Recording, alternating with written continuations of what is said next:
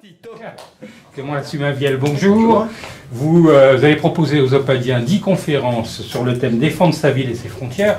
Alors, en fait, voilà un art, la fortification militaire, toute prévision, c'est ça? Oui, effectivement, oui, ça fait des années que je travaille dessus.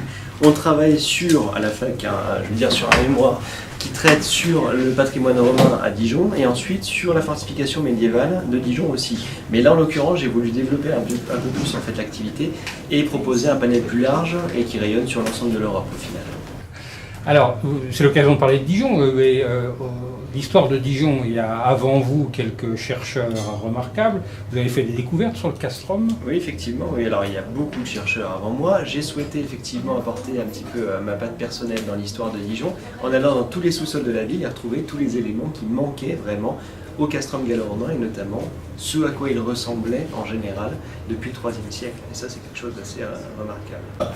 Alors vous avez créé évidemment l'histoire de Dijon et de ses fortifications, et puis vous avez en préparation pour le début du cycle de conférence d'ailleurs un ouvrage, un second ouvrage, vous pouvez nous en dire deux mots? Oui, exactement. Alors après avoir travaillé sur la fortification romaine de Dijon, effectivement, j'ai souhaité cette fois-ci parler un peu plus des fortifications médiévales et modernes de Dijon, et là je vais aussi traiter de l'histoire du Moyen-Âge à Dijon encore.